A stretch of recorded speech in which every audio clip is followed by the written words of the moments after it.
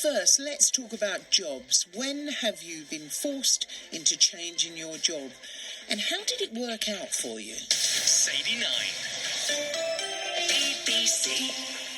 BBC Essex.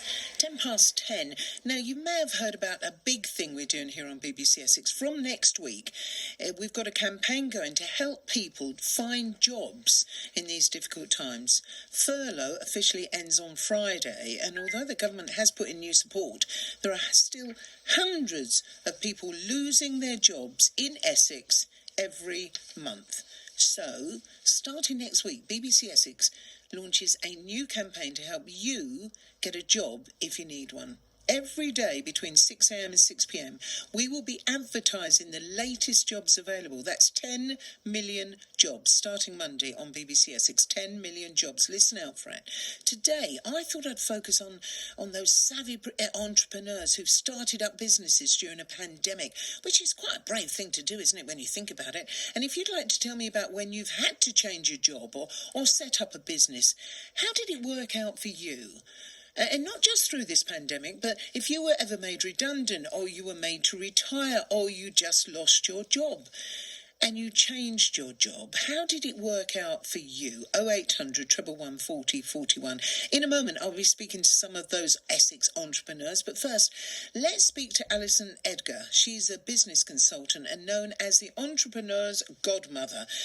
Welcome, Alison. Thanks very much indeed for joining us. Good morning to you. Thank you, Sadie. Thank you so much for having me. So Alison, what do you make of what some of these people are doing, starting up a business during a pandemic?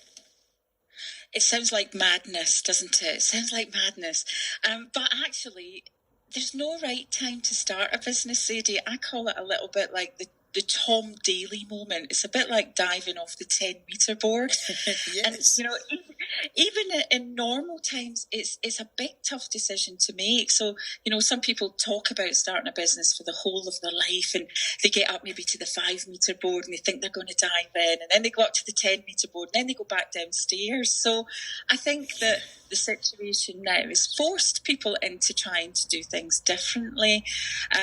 And one of my top tips would be, if you can start your business when you have got other revenue coming in, do that, because you don't always make money in the business straight away. So it's good to take the pressure off by still having a job. So even if you've lost your job, we know things like the supermarkets are still recruiting. Even if you take a job in a supermarket to bring some money in while you focus on your business, it will give you a better chance. It's a bit like having being able to swim when you jump off the 10-metre board. It gives you a better chance.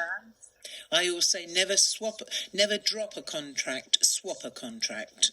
Yeah, and I think it's the same thing. And, we look at some people through no fault of their own have lost their job, and, they've lost the revenue that they were bringing in, and they will start to do things differently. But I do think if you can have other revenue, that's one of my top tips. Try and make sure you've got a little bit of a buffer there, because you won't. It's a bit like when you start a new job and you have to wait a month to get paid. It's the same sort of thing as starting a business. Just keep it going. But some people who started their jobs just in 2019, they've been really hit hard by this coronavirus pandemic, because they haven't had any help at all, because they haven't had any books to put in. So it just shows how important that what you're saying is just keep a job going until you get your business up and running.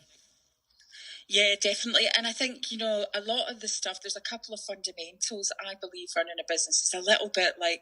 It's a bit like a diet, and it's a bit like, your own personal finances.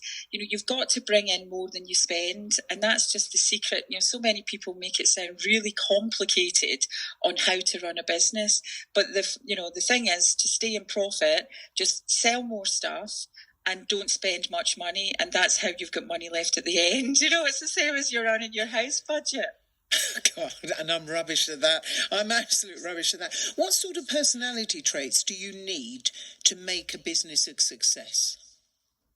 Oh, a couple of things. So definitely the first thing that you need is a growth mindset. So like, you don't know everything at the beginning. It's like learning a sport or a musical instrument. You know, you don't start and pick up the piano and play a concerto. You've got to do the scales and practice.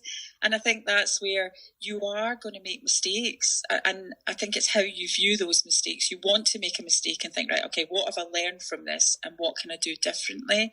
And also have positivity, especially at the moment, because if you've got negativity, then it will hold you back. The fear will be holding you back. So definitely positivity. And I think the other thing is, again, know your numbers. We all watch things like Dragon's Den, and more or less every single one of them get roasted because they don't know how much they need to sell to make profit. And as the entrepreneur's godmother, I teach sales. So to me, you need to know how to sell and not hide behind your marketing. Again, it's really how to engage with people, not to pushy sell. You know, we've all been at the wrong end of a pushy sale, but actually a good sale is about listening to what the customer needs and then just matching what your products and services are. That sounds fascinating, actually. Could do with that myself. How do people contact you if they would like a bit of help? So it's Alison Edgar. I've just got an MBE as well, Sadie. So Have Alison you? Edgar MBE. Yes, I have. For entrepreneurship and business. Oh, no, it's fine. Don't worry. No problem. So I'm quite easy to find. If they just Google Alison Edgar or the Entrepreneur's Godmother and drop me a little message. I've got free courses, Sadie. I'd love to. I love the initiative that you're taking in Essex about the jobs. And, you know, if I can do anything to help anybody start a business, I've got courses for free. You know, love to help the economy.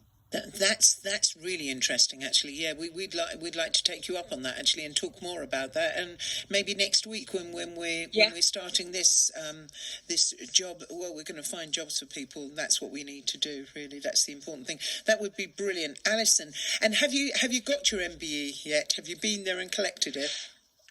Not yet. Obviously, they haven't done the investitures, but you know, it's such an honour to get one anyway. But to share, like with Marcus Rushford and for Captain Tom and Joe Wicks, we're all on the same list. So it's just such an amazing thing, and for business and entrepreneurship, because that's so close to my heart. Literally, just, you know, I love to help people because I know how difficult it is, and it's such a lonely planet. I think, again, until you've actually started a business, you don't appreciate how lonely it can be working on your own. So again, you know, I've got a Facebook group called the Entrepreneurs Can Clan that, you know, we post tips and hints and start to network as well, because I think that really helps people on their journey. It certainly does. Alison Edgar MBE, thank you very much indeed.